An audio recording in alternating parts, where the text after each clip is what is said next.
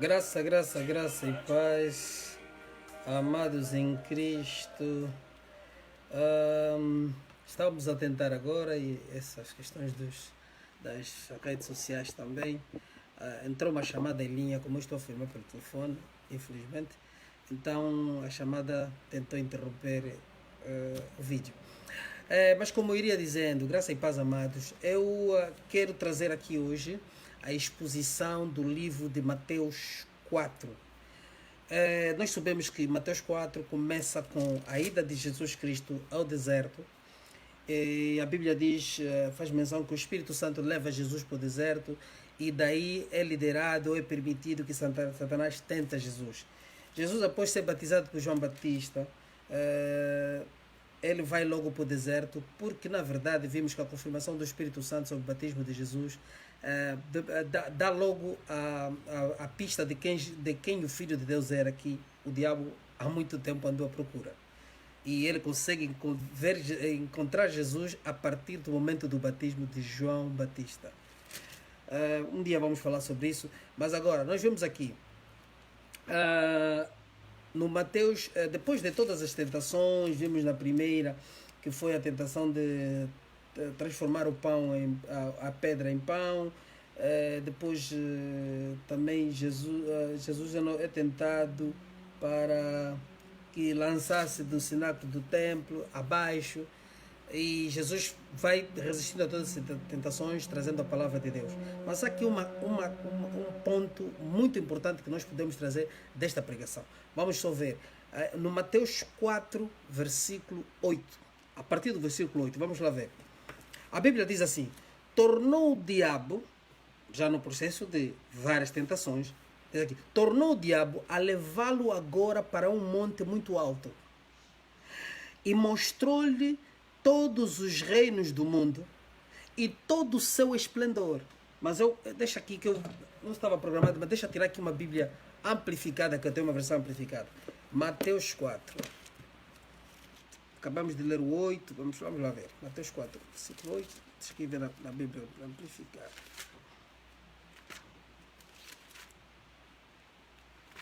Alright. Vemos aqui o quê? That's verse 8.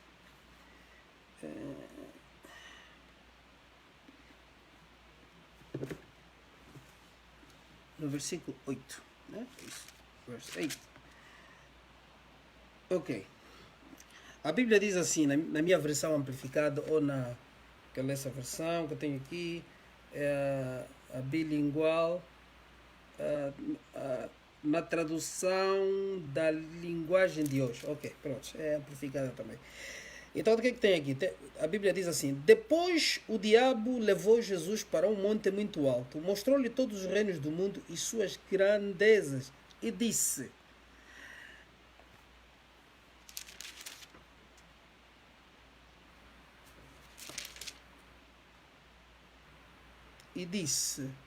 essa Bíblia como é que termina? E disse: eu lhe darei tudo isso se você ajoelhar-se e me adorar. E Jesus respondeu-te: vai-te embora, Satanás, as escrituras sagradas afirmam: adora o Senhor teu Deus e sirva somente a Ele. Então o diabo foi embora e vieram os anjos cuidarem de Jesus. Aqui lemos a versão amplificada sobre esta passagem. Então nós vimos aqui, na minha King James atualizada, ela diz: tornou o diabo a levá-lo agora para um monte muito alto e mostrou-lhe todos os reinos do mundo e todo o seu esplendor. Estamos a dizer que o diabo mostrou todos os reinos do mundo. Nas outras passagens diz em seu tempo, quer dizer que estávamos no século I, mas o diabo conseguiu mostrar como esse reino iria ser, os reinos do mundo iriam ser completamente evoluídos em termos de glória, poder, esplendor, todas aquelas coisas. O diabo mostrou isso a Jesus. E no versículo 9 diz: e propôs a Jesus, essa aqui é a parte importante, propôs a Jesus: tudo isso te darei, se prostrando me adorares. Ordenou-lhe então Jesus: vai-te, Satanás, porque está escrito: ao Senhor teu Deus adorarás e a Ele servirás. Nas outras versões das outras versões diz que me foi entregue nas minhas mãos. Acredito que se formos em também essa mesma versão deve estar em Marcos e Lucas, talvez encontraremos isso. Mas nós queremos ser mais diretos aqui para não perdermos muito tempo. Então vimos que o diabo mostrou um reino que disse que ele autenticou a Cristo ou reivindicou a Jesus que aquele reino era dele. Ele tinha, aliás, autoridade sobre aquele reino, sobre aquele sistema. Como é que nós podemos enquadrar esse tipo de tentação na vida de um cristão, de um que se diz pastor, de um que se diz servo hoje? Este é o ponto importante que eu queria trazer. Como nós podemos enquadrar esse tipo de tentação que o diabo está a fazer a Jesus, fez a Jesus, enquadrar na nossa vida como servo ou aqueles que se dizem ser servos? Vamos ver uma coisa.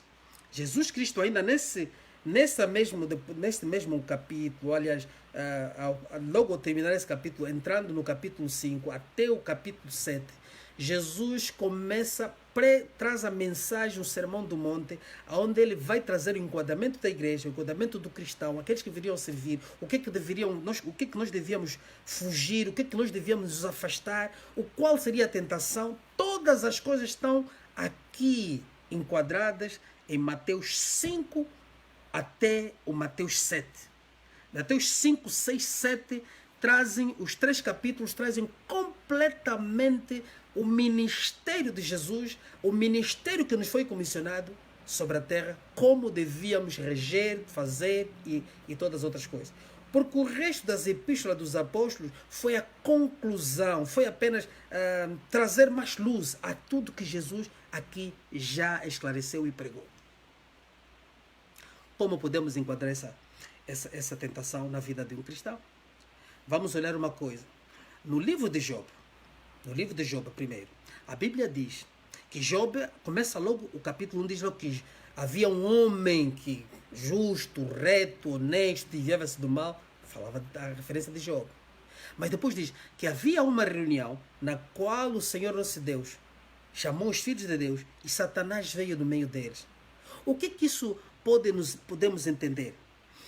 Os estudiosos bíblicos falam que, ao termos Satanás no meio de uma reunião com os filhos de Deus, representa, vamos dizer, é como se fosse um administrador de um determinado distrito, presente em uma reunião, que ele tinha legalmente, como se tivesse usurpado. E usurpou de quem?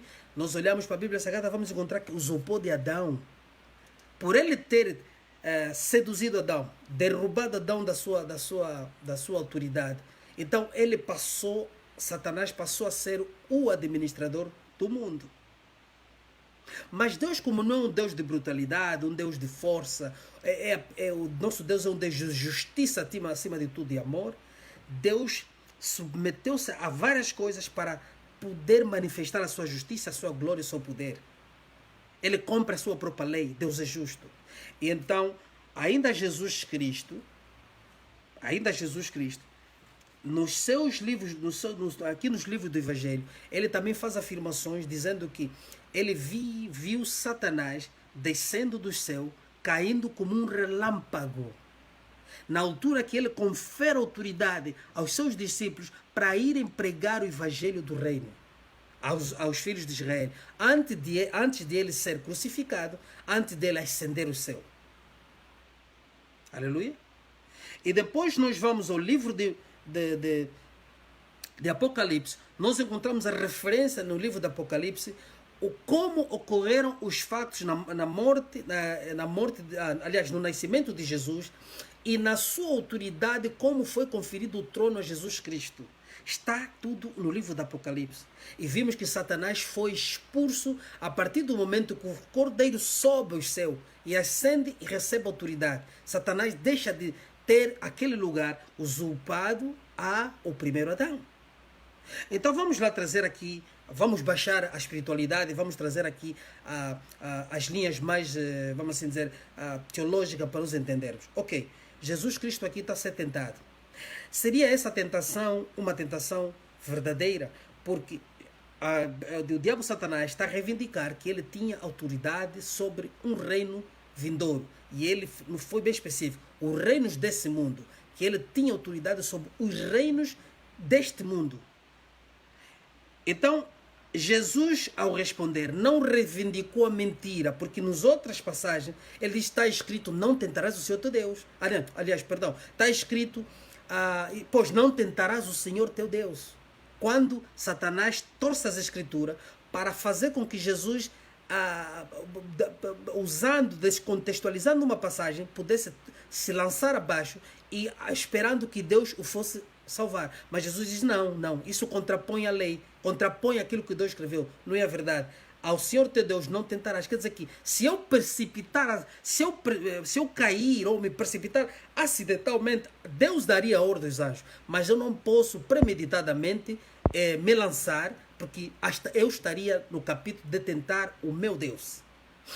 O anterior, ele veio e diz assim: se és o Filho de Deus, transforma o pão, transforma esses montes ou essas pedras em pão. E Jesus reivindica, diz: não só do pão viverá o homem, mas de toda a palavra que vier da boca de Deus. Quer dizer, eu estou em cumprimento da palavra do Senhor, e essa palavra é vida. Eu não tenho que transpor ou não cumprir, estar em desordem com Deus para transformar pedras em pão para me alimentar. Quer dizer que não tendo fé em Deus, de que o meu jejum, a minha dedicação é obediência e amor a Deus.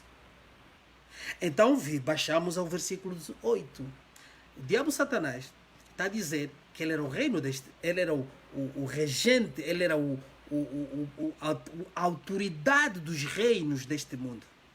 Será isso uma verdade? Será isso uma verdade que estamos aqui a ver? Se assim é, Jesus Cristo também, nos versículos anteriores, ele vai apresentando com relação ao que significa as riquezas deste mundo. Ele fala que não acumuleis tesouro na terra, onde a traça, os ladrões roubam, minam e roubam, mas acumuleis no céu. Jesus está mostrando que aqui na terra existe riqueza, existem todas essas coisas, mas elas não devem corromper o nosso coração. E depois vimos que ainda os evangelhos de João traz a revelação de que não devemos amar o mundo e nada do que está no mundo. Não devemos viver sob a cobiça das coisas carnais, das coisas terrenas, mas sim que nós devemos manter a nossa esperança em Cristo, no céu, em Jerusalém celestial que há de vir. Qual outro facto nós podemos apresentar como suporte desta afirmação? Apóstolo Paulo, no livro de Romanos 8, ele se refere ao que ele diz que a criação deste mundo, ele diz, até a criação geme, quer dizer, tem como dores de parto para a manifestação, aguardando a manifestação da redenção dos filhos de Deus. Porque ela diz que esta mesma criação, ela diz que geme porque ela foi submetida à corrupção, foi submetida ao pecado, foi submetida a algo que não era do propósito inicial de Deus. Porque se Deus é santo, Deus que fez a terra, a esta natureza que nós olhamos à volta de nós, ela também representa obra de santidade de Deus. Então ela tem um propósito, tem um plano, mas hoje ela foi corrompida e ela vive satisfazendo um plano fora de Deus. E então essa natureza, que tinha um propósito, que tinha um plano, geme diante da presença do Senhor, aguardando que sejam manifestos os filhos de Deus. Aqueles que viriam a aceitar a palavra de Deus, a caminhar segundo a vontade de Deus Santo. Então vimos que esta afirmação de diabo Satanás tentando a Jesus Cristo sobre o reino desse mundo é uma afirmação verdadeira. Quer dizer que Satanás é o dono e rege o sistema deste mundo. Mas ele não governa, não controla o sistema do mundo sem estar sob domínio de Deus. Quer dizer que a soberania de Deus, o poder de Deus, a autoridade celestial, a eternidade de Deus prevalece sobre todas as coisas. Então damos assim a dizer, Deus está sob controle. O controle de Deus sobre o mundo é verídico, é verdadeiro. Deus permanece sob total controle da humanidade. Por quê? Porque a Bíblia Sagrada, Jesus Cristo expressa que ainda mesmo que uma folha não cai da árvore sem que o nosso Deus Altíssimo saiba. Aleluia? Então o que é que nós estamos a ver? Nós estamos a ver aqui que Satanás queria ludibriar Jesus com a luxúria do reino desse mundo e dizendo a Jesus que ele o daria. Mas o daria para quê? O daria porque ele pede adoração a Jesus. Que Jesus lhe adorasse e ele entregaria o reino. Mas agora vem uma coisa. O mesmo que ele fez a Adão, ele disse a Adão, simplesmente Deus sabe que no dia, disse a Eva, no dia em que você provar desse fruto, Deus sabe que você será como ele, passarás a conhecer o bem e o mal. E o homem foi tentado a fazer isso. Mas o homem esqueceu-se que ao fazer aquilo, Satanás, como é enganador, ele é o pai da mentira, ele passaria a ser servo de Satanás. O homem ficou sobre cativeiro, ficou sobre custódia de Satanás ao comer, ao provar da árvore da vida, da árvore do conhecimento do bem e do mal. Então nós vimos, se Jesus Cristo fosse o homem, se não fosse o nosso eterno, nosso Rei dos Reis, a ser tentado com no deserto, ele teria aceitado, enganado de que ele seria, o reino seria dele, mas não, o reino nunca seria de Cristo, nem que Cristo se ajoelhasse a Satanás. Se Cristo se ajoelhasse a Satanás, adorando, que é impossível, porque Jesus é Deus, se Cristo fosse o homem, se adorasse a Satanás, passaria novamente o homem a ser servo de Satanás, porque você se ajoelhou a ele, prestou culto a ele, você desonrou a Deus e passas a ser um servidor de Satanás. O reino não é teu, mas você é um servo de Satanás. Vamos trazer agora a luz mais clara. Não é esta tentação que está a ser dada aos falsos mestres, ao que pregam o evangelho da prosperidade. Não é este, porque o apóstolo Paulo diz que Satanás também se transforma em anjo de luz. Não é este Satanás que está a aparecer na visão desses falsos profetas, dos que pregam, o vosso pastor que prega o evangelho da prosperidade, que diz que Deus lhe disse, o anjo lhe apareceu, mandou fazer o propósito de tal, que a igreja iria enriquecer, que todos os problemas da igreja iam acabar, mandou dizer que esse é o ano da prosperidade, o ano das portas abertas, o ano da retirada da vergonha, mandou fazer o propósito da noite para fazermos adoração e pedimos a Deus quebra de maldições, quebra de não sei o quê, a luta contra os bruxos da família, todas essa mancheia de coisas, não estão elas inseridas nesse capítulo? Jesus não deixa-nos aqui, o nosso mestre não deixa-nos aqui, o versículo 8 e 9, 10, 11, para nos mostrar que nós seríamos tentados com as coisas deste mundo?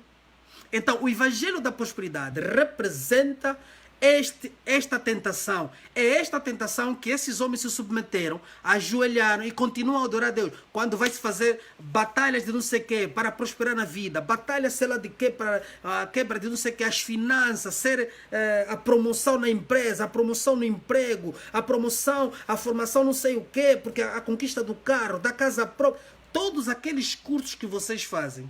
Jesus Cristo também deixa bem claro que você não pode servir a dois senhores, serve a Deus ou a Mamon. São dois deuses que ele está aí a dizer. Jesus usou a palavra mamão, mas está a se referir ao diabo Satanás ele mesmo. Então, estes pastores, estes falsos mestres, o que eles têm empregado é o evangelho do diabo, o ensino da prosperidade, o ensino da conquista material, o ensino do sacrifício de dinheiro para ganhar dinheiro, o ensino a conquista de emprego, todas essas coisas é o evangelho de Satanás.